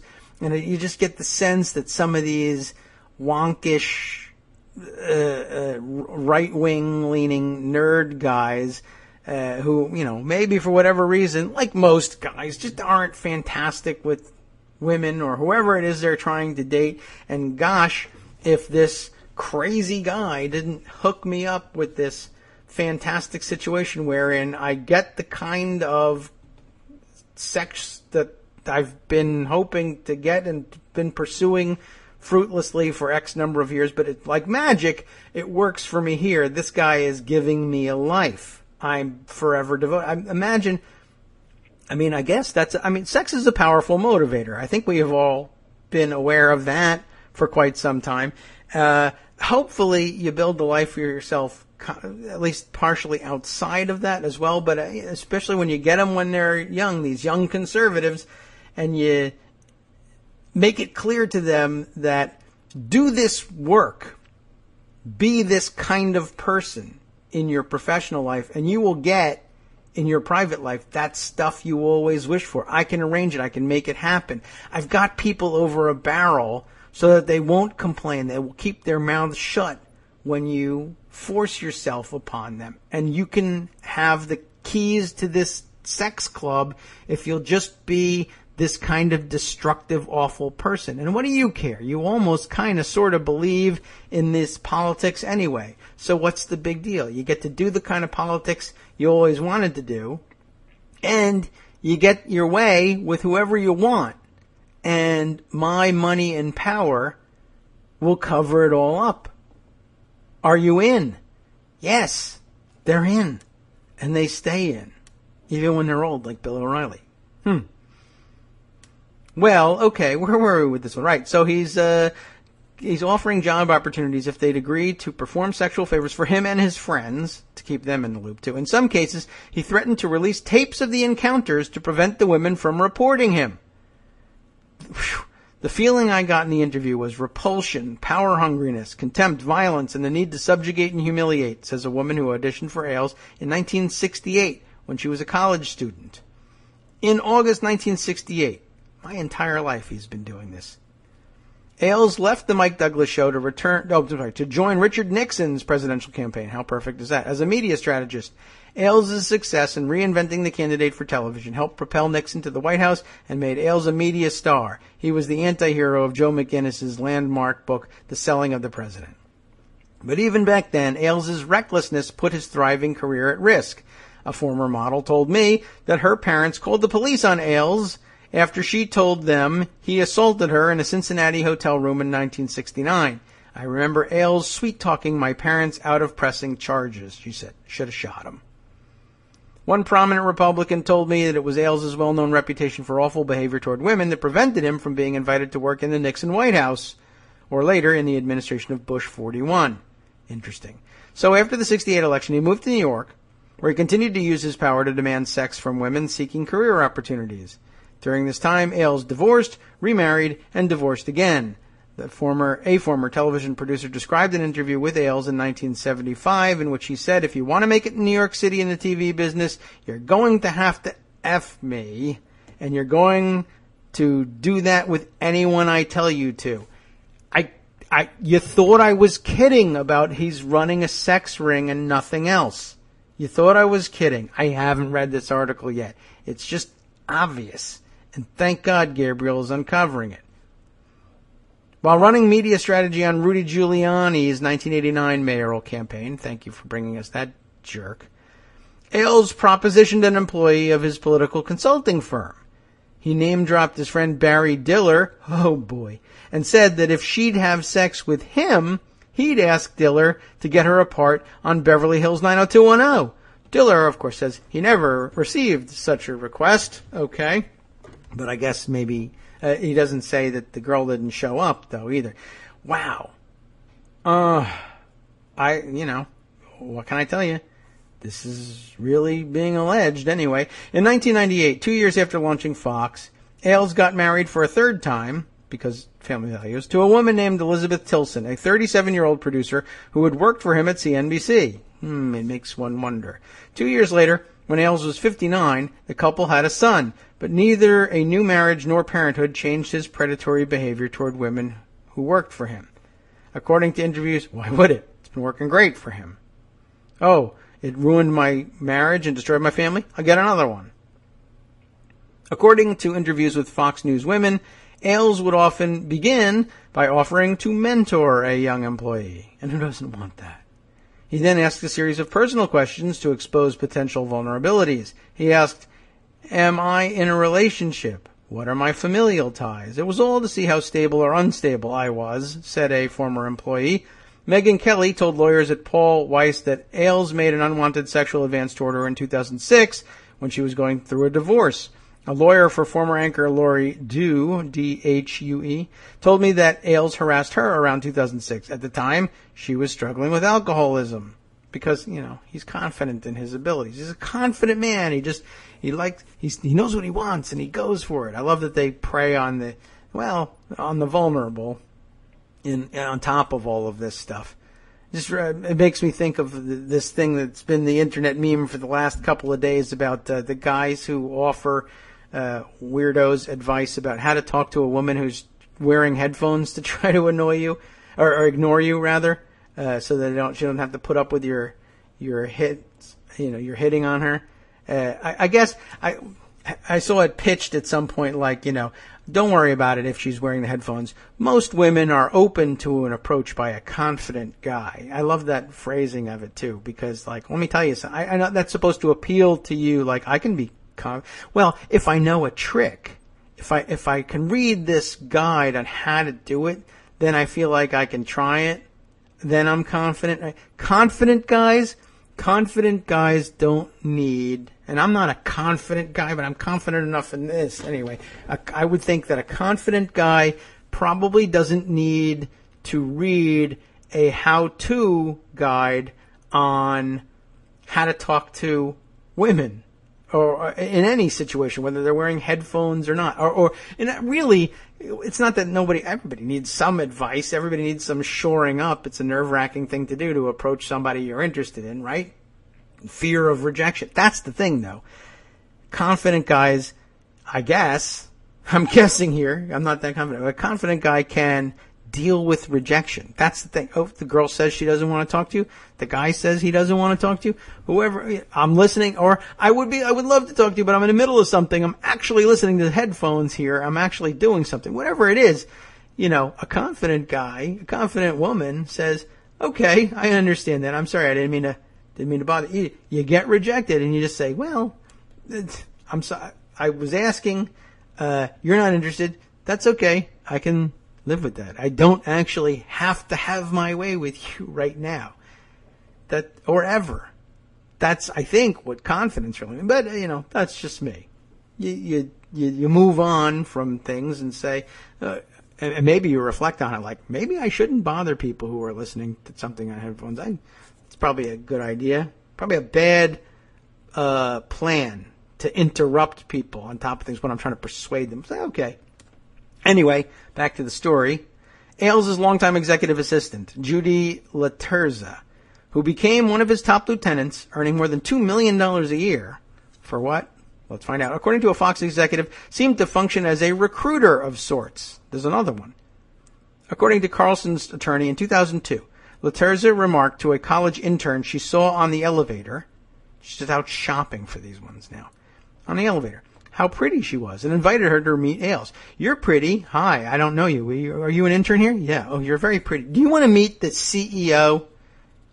Yeah, that probably happens to people in the elevator all the time. After that meeting, Ailes arranged for the young woman to transfer to his staff. Hi-yo. Her first assignment was to go down to, you're killing me, Gabriel, to go down to the newsstand. Kidding. Go to the newsstand, see? And fetch him the latest issue of Maxim, because, yeah. And he wanted to see what her reaction would be, right? When she returned with the magazine, Ailes asked her to stay with him in his office.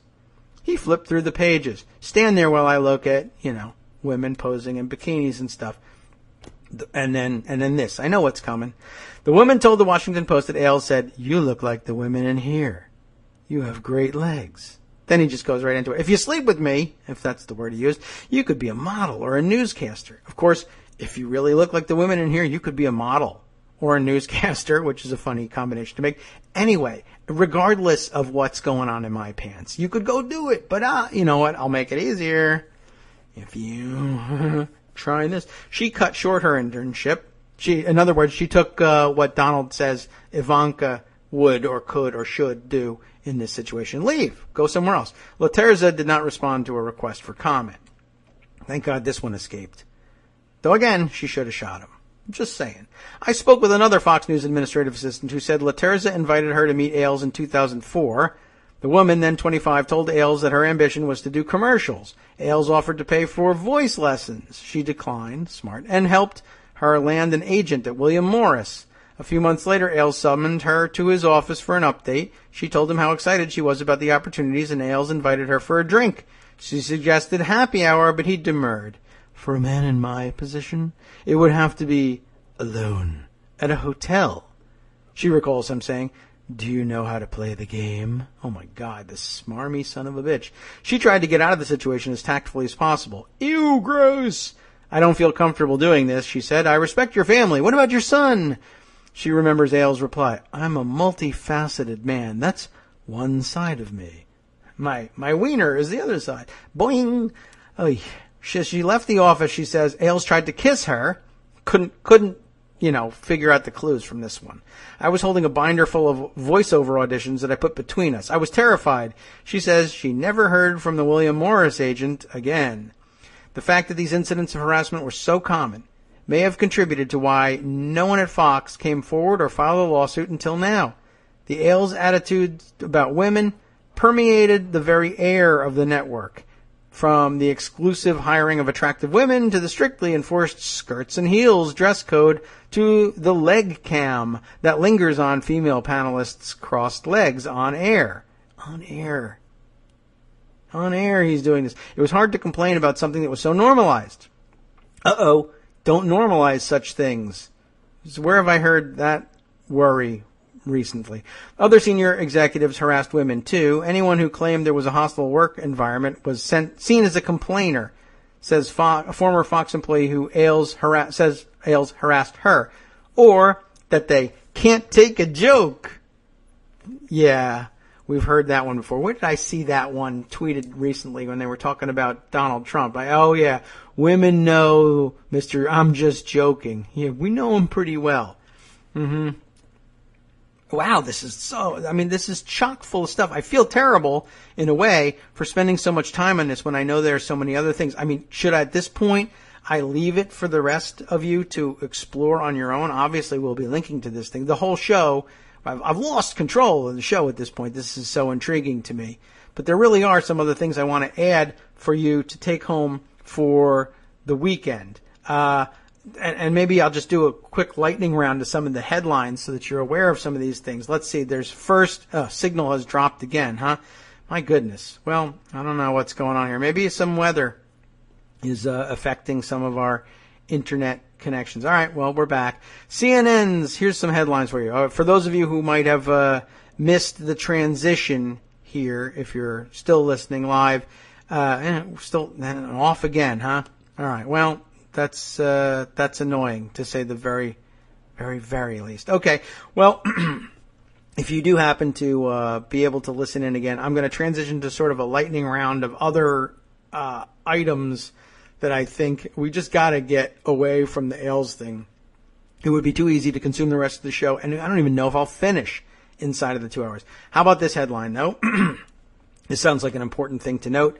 CNN's Corey Lewandowski helping to prep Trump for debates, according to a report. That seems like a weird possibility. That actually is the headline of Laura Clausen's piece right here on Daily Kos. I'm sure this raises no issues for the ethicists and professionals in the news media. CNN, of course, paying Corey as an analyst while he's continuing to be paid by the Trump campaign, and now he's even going to be involved in debate prep. And surely nothing wrong with that. I cannot believe that. Okay. Well, we'll throw that one out there for your consideration. I thought this was a pretty good piece. I recommend it to you over at Quartz.com. Again, returning to, I think I'm really enjoying what Quartz is doing.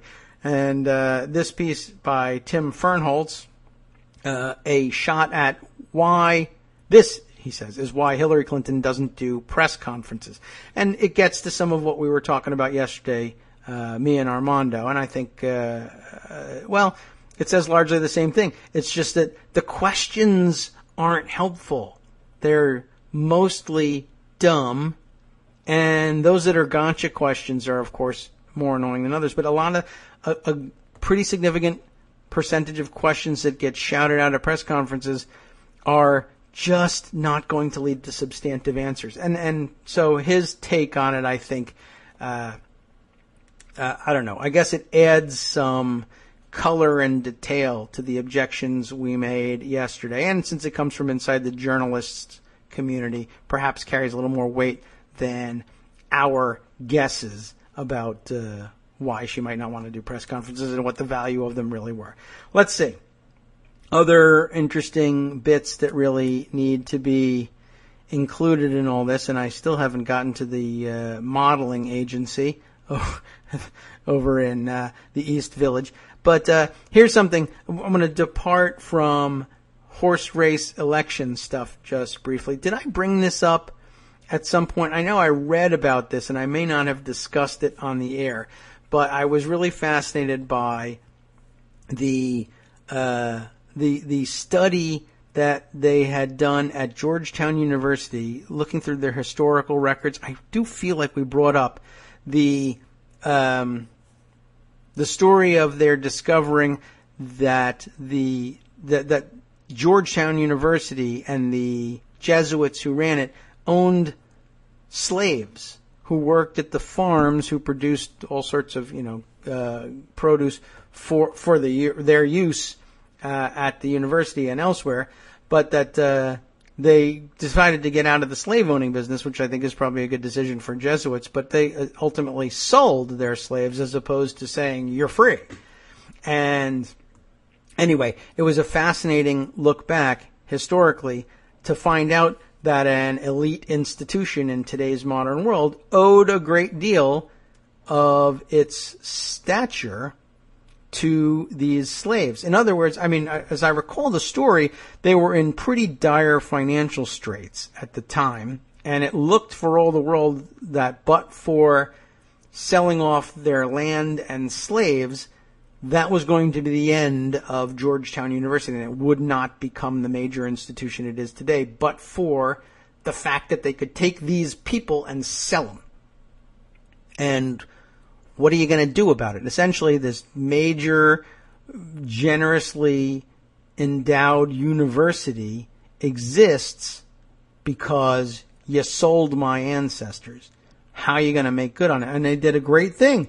They tracked down the current descendants of the currently living descendants of the slaves as best they could that they had sold.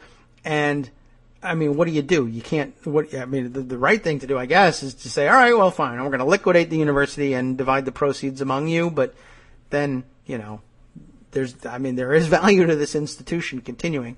So I guess that, the best settlement they can come up with, and I think it's a decent one, although I don't know if it certainly doesn't make up for it. But okay, we'll just say it this way. Headline in Law News with a Z.com is descendants of Georgetown University slaves will get admissions preference. I'm just waiting for people to object to that one. What? You're doing it because they're black? This is outrageous. This is racialist, as they like to say, because they don't like to say the word racist lest anyone attach it to them. But, this university was built on the backs of their ancestors, literally. And, a boost on admissions might be nice. And also maybe free tuition. And I'm sure that is probably part of the package as well. It's a pretty small class, I think, you're going to be talking about in general, but very interesting. I just thought that was a great development. If we didn't get to that on this story, that story on the air before, we should have. So at least we have this part of it to report. Okay. Other things that I really wanted to get to, but I can't imagine cramming it in at this point. But I need to note somewhere along the line this now very involved, long, and growing series of articles. And where did I put? I must have put the first one aside somewhere, and now I cannot seem to find it, but lots of discussion over the last week or so. I know this is in here somewhere. There we are. It's the Huffington Post right up above it. Where's the original piece? Is this it? Is this the Buzz? Yeah, okay. The BuzzFeed piece by Chris Hamby, which is, I think, the beginning one of a series. I'm never going to get through all this. And it's really something that maybe we ought to have Armando on to discuss too. But I threatened to read it probably at the end of last week, and I really have to put this on the record now. BuzzFeed's piece, "The Court That Rules the World," right? The parallel legal universe open only to corporations and largely invisible to everyone else, helps executives convicted of crimes escape punishment. Part 1. of a BuzzFeed News investigation. And, of course, in the linked piece, read the whole series here. I recommend that you do. Gotta put this one on the record, even if we're not actually on the air to do it. I apologize to everybody who was listening live. But listen in here. Listen closely. Ready? Imagine a private global super court that empowers corporations to bend countries to their will. That would be very difficult to imagine. And so, say a nation tries to prosecute a corrupt CEO or ban dangerous pollution. Imagine that a company could turn to this super court and sue the whole country for daring to interfere with its profits, demanding hundreds of millions or even billions of dollars as retribution. And it's real and it exists, and he shows you how this is just a very interesting way of looking at it. Because, of course, when you're designing such a court, you view it very differently. But this is just a view from a different perspective, describing the same phenomenon in a different way. I love this view of things. I don't know yet whether I agree with it entirely, but I love the exercise anyway. Imagine that this court is so powerful that the nations often must heed its rulings as if they came from their own supreme courts, with no meaningful way to appeal. That's what treaties do for you. That it operates unconstrained by precedent or any significant public oversight. That's just a preference we have in the United States here, but this is an international court. Often keeping its proceedings and sometimes even its decisions secret. That the people who decide its cases are largely elite Western corporate attorneys who have a vested interest in expanding the court's authority because they profit from it directly, arguing cases one day and then sitting in judgment in another. That some of them half-jokingly refer to themselves as the club or the mafia. Imagine all of this, let's say. And imagine that the penalties this court has imposed have been so crushing and its decisions so unpredictable that some nations dare not risk a trial, responding to the mere threat of a lawsuit by offering vast concessions, such as rolling back their own laws or even wiping away the punishments of convicted criminals. The system is already in place, operating behind closed doors in office buildings and conference rooms in cities around the world, known as the Investor State Dispute Settlement System, or ISDS. It is written into a vast network of treaties that govern international trade and investment, including NAFTA, you've heard of it, and the Trans-Pacific Partnership, you've heard of that, which Congress must soon decide whether to ratify. These trade pacts have become a flashpoint in the U.S. presidential campaign, but an 18-month BuzzFeed News investigation, yes, they do them, spanning 3 continents and involving more than 200 interviews and tens of thousands of documents, many of them previously confidential, has exposed an obscure but immensely consequential feature of these trade treaties, the secret operations of these tribunals, and the ways that business has co-opted them to bring sovereign nations to heel. The BuzzFeed News investigation explores 4 different aspects of ISDS. In the coming days, it will show you how the mere threat of an ISDS case can intimidate a nation into gutting its own laws, how some financial firms have transformed what was intended to be a system of justice, that's how these things start, into an engine of profit, that's often how they end, and how America is surprisingly vulnerable to suits from foreign companies. The series today starts with perhaps the least known and most jarring revelation: companies and executives accused or even convicted of crimes have escaped punishment by turning to this special forum. Based on exclusive reporting from the Middle East, Central America, and Asia, BuzzFeed News has found the following. Are you ready? It sounds like something that could use this. They found the following. Except that they really did find the following, and it really does happen. A Dubai real estate mogul who probably doesn't even know. I was just joking that he probably doesn't even know Donald Trump. And then my eyes scanned over, and guess what? A former business partner of Donald Trump. Truth stranger than fiction. Was sentenced to prison for collaborating on a deal that would swindle the Egyptian people out of millions of dollars. But then he turned to ISDS and got his prison sentence wiped away. I wonder if he knows El Gindi, the guy who rents the Breitbart embassy out to Steve Bannon. Or maybe just to the company, and Bannon lives there rent-free, I would guess. Another thing that BuzzFeed News has found: in El Salvador, a court found that a factory had poisoned a village, as sometimes happens, including dozens of children, with lead which is a problem, as I understand it. Failing for years to take government-ordered steps to prevent the toxic metal from seeping out. But the factory's owner's lawyers used ISDS to help the company dodge a criminal conviction and the responsibility for cleaning up the area and providing needed medical care.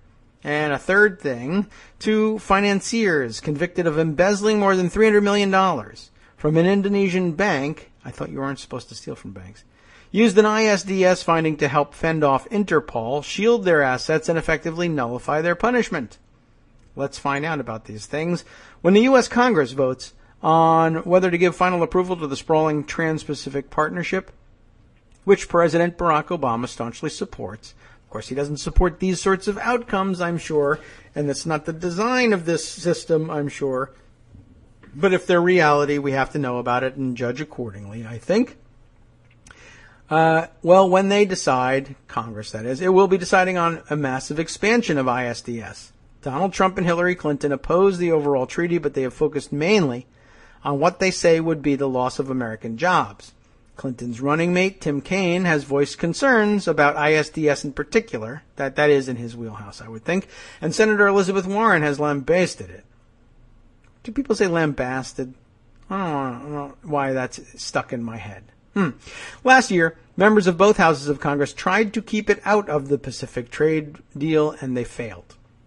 ISDS is basically binding arbitration on a global scale. We just heard about how bad binding arbitration can be for Fox employees, right? Designed to settle disputes between countries and foreign companies that do business within their borders. Different treaties can mandate slightly different rules, but the system is broadly the same. When companies sue, their cases are usually heard in front of a tribunal of 3 arbitrators, often private attorneys. The business appoints one arbitrator and the country the other. Then both sides, yay for both sides, usually decide on a third together, which if they can work that out, they could work out their own differences. But okay, whatever. Conceived of in the 1950s, admittedly a simpler time, the system was intended to benefit both developing nations and the foreign companies that sought to invest in them. The companies would gain a fair, neutral referee if a rogue regime seized their property, and that was a bigger deal in the 50s perhaps, or discriminated against them in favor of domestic companies. And the countries would gain the roads or hospitals or industries that those foreign corporations would, as a result, feel confident building. Really? Okay. It works, said Charles Brower, a longtime ISDS arbitrator. Like any system of law, there will be disappointments. You're dealing with human systems, but this system fundamentally produces as good justice as the federal courts of the United States. He defended the lawyers who often serve as arbitrators, saying they are very well aware of their responsibilities. Unlike politicians, we are up for election every minute of every day. Somewhere in the world, somebody is trying to figure out whom to appoint in a case. We're only as good as our reputations. That is a good argument, but okay. As proof that ISDS delivers justice, Brower pointed to a wave of nationalizations by the Venezuelan government, many while Hugo Chavez was in charge, that led to huge awards against them for uncompensated expropriation. Yes, I understand that complaint, of course, but that's supposed to be the prerogative of a sovereign government. You don't like to see it happen.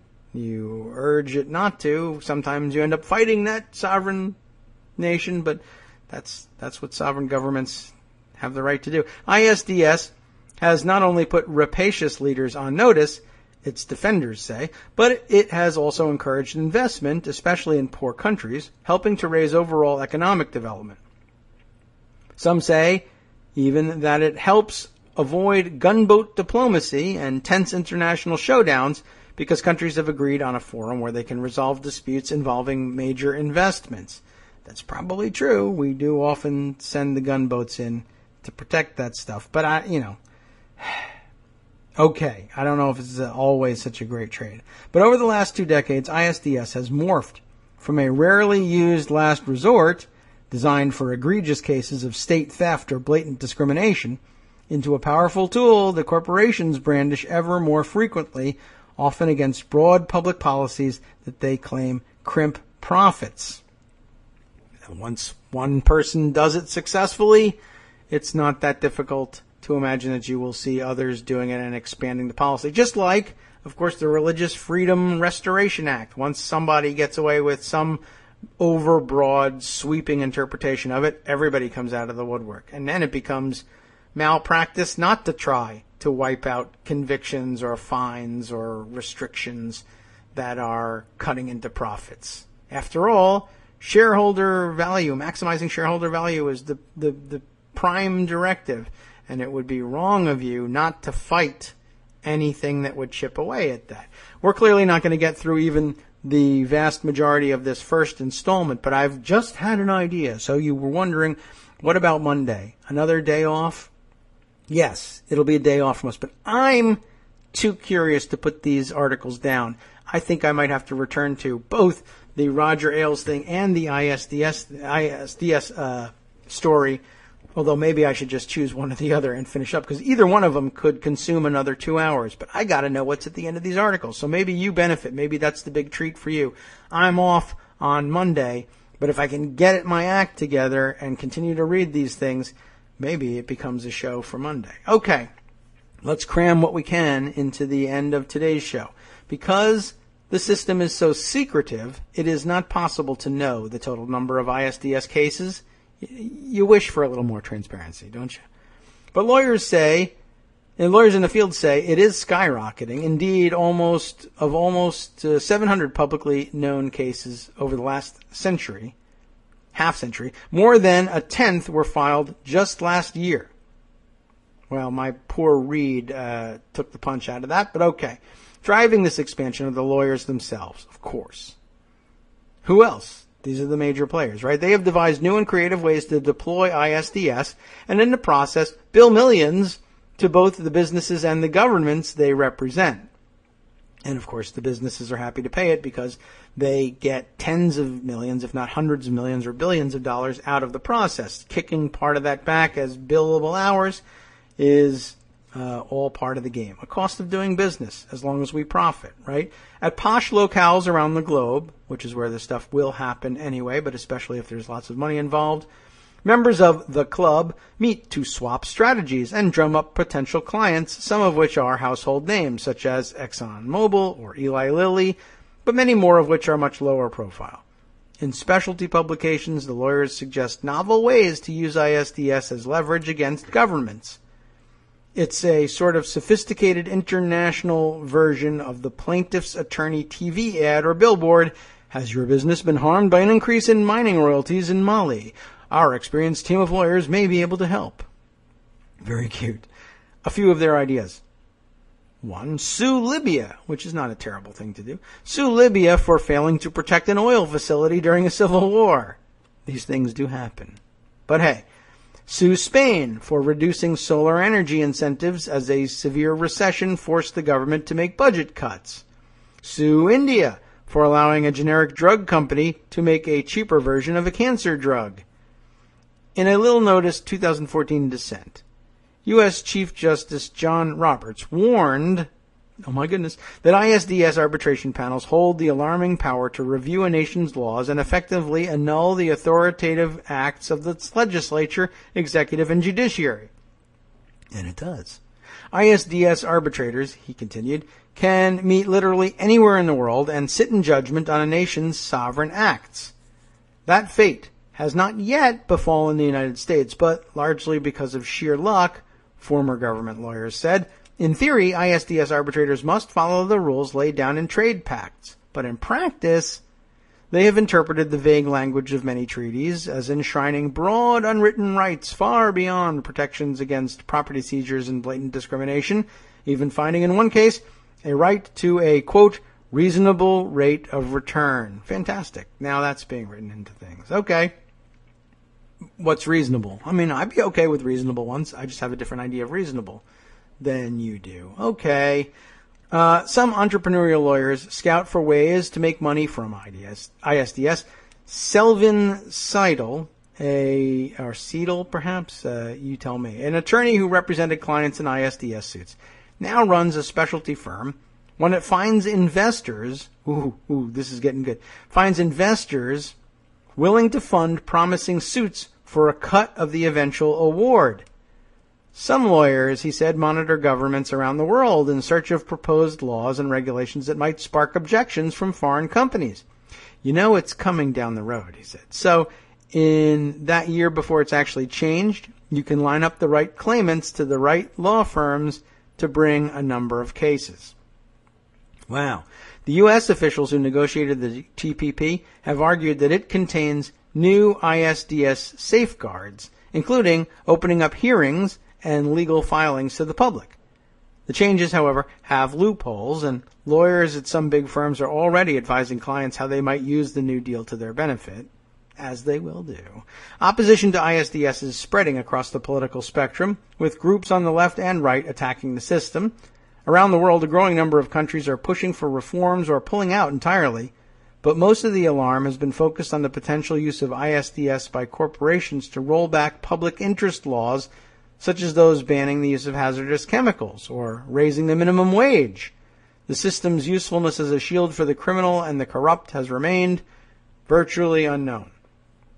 Reviewing publicly available information for about 300 claims filed during the past 5 years, BuzzFeed News found more than 35 cases in which the company or executives seeking protection in ISDS was accused of criminal activity, including money laundering, embezzlement, stock manipulation, bribery, war profiteering, and fraud. Among them, a bank in Cyprus that the U.S. government accused of financing terrorism and organized crime, an oil company executive accused of embezzling millions from the impoverished African nation of Burundi, and the Russian oligarch known as the Kremlin's banker.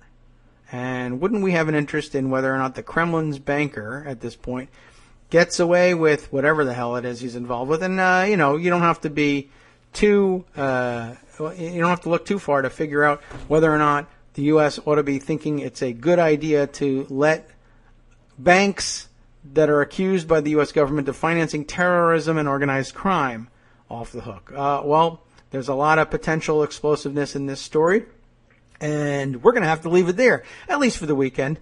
I will provide you, of course, with the links, which Scott will provide you with in convenient and readable narrative form.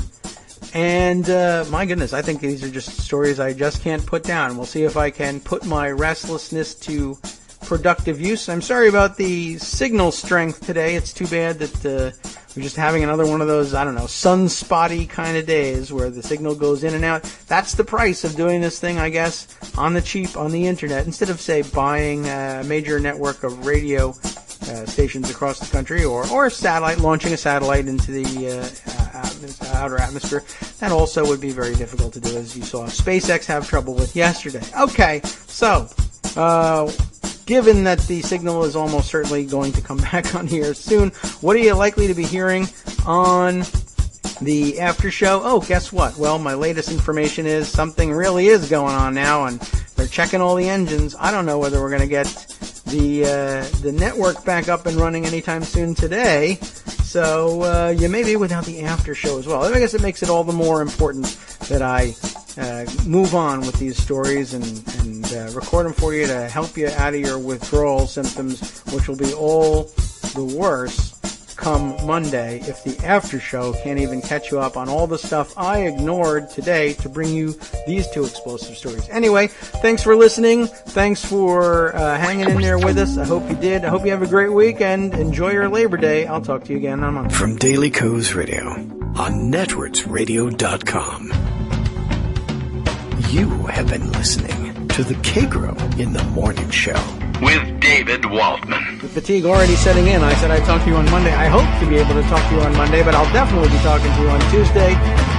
Maybe this is a good time to bring up that you should be visiting the donation pages, both at Netroots Radio and my own, to keep us on the air. We may need some new equipment shortly. My goodness, I hope not. We'll talk to you again soon.